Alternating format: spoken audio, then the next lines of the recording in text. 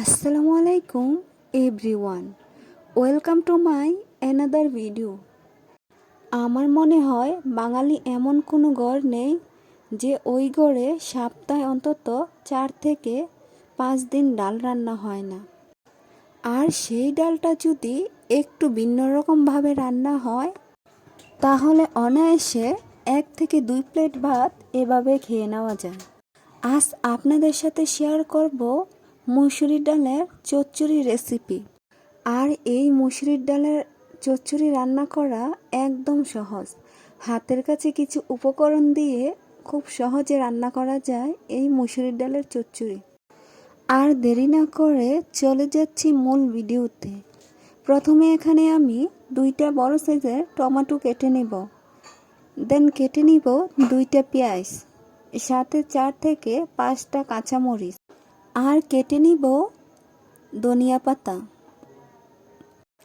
আর এখানে আমি ধনিয়া পাতার পরিমাণটা একটু বেশি নিব, কেননা ধনিয়া পাতার ফ্লেভারটা আমার অনেক পছন্দ। এখানে আমি একটা বলের মধ্যে 2 কাপ পরিমাণ মুসুরির ডাল নিয়ে নেব। এগুলোকে পানি দিয়ে ভালোভাবে পরিষ্কার করে নিব।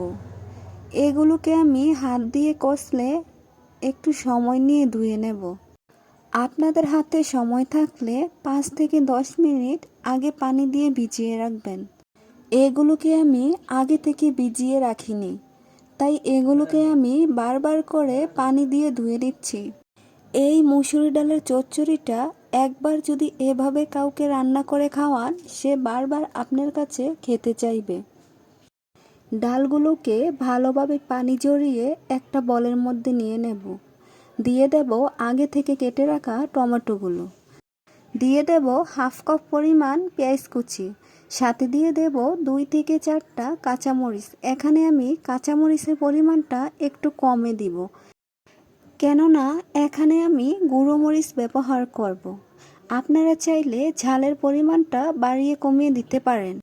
দিয়ে দেব 1 চা চামচ হলুদের গুঁড়া, আর 1 চা চামচ ধনিয়ার গুঁড়া, আর 1 চা চামচ জিরের গুঁড়া। দিয়ে দেব 1 টেবিল চামচ রসুন বাটা, আর হাফ টেবিল চামচ আদা বাটা। সাথে দিব স্বাদ মতো লবণ, আর 1 চা চামচ মরিচের গুঁড়া। এগুলোকে দিয়ে ভালোভাবে ডালগুলোকে হাত দিয়ে কচলে মেখে নিতে হবে। এগুলো ভালোভাবে মিশে গেলে এগুলোকে আমি 5 মিনিটের জন্য রেস্টে রেখে দিব। আপনাদের হাতে সময় না থাকলে এটা স্কিপ করে যেতে পারেন। চলে যাচ্ছি চুলায়। চুলার মধ্যে একটা প্যান বসিয়ে কিছুটা পরিমাণ তেল দিয়ে দেব। তেলটা একটু গরম হয়ে আসলে আগে থেকে মেখে রাখা ডালগুলো উপর থেকে দিয়ে দেব। আর চুলার হিটটাকে মিডিয়ামে রেখে নেড়ে চেড়ে ভালোভাবে এগুলোকে একটু ভেজে নিব, যাতে করে মশলার কাঁচা গন্ধটা চলে যায়। দেখতেই পাচ্ছেন ডালগুলোর কালার একটু চেঞ্জ হয়ে গেছে। এগুলোকে খুব বেশি একটা ভাজা যাবে না, এতে করে এগুলো পুড়ে যাবে। দিয়ে দেব 2 কাপ পরিমাণ ঠান্ডা পানি।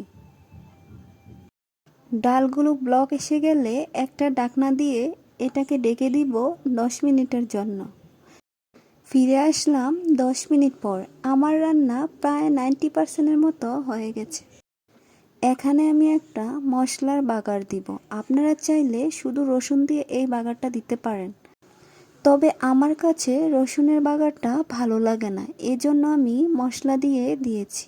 এখানে আমি একটা পেঁয়াজ কুচি দিয়ে কিছুটা পরিমাণ তেল দিয়ে, আর সাথে 2 থেকে 3টা এলাচ, সবশেষে আমি ধনিয়া পাতা কুচি দিয়ে দেব।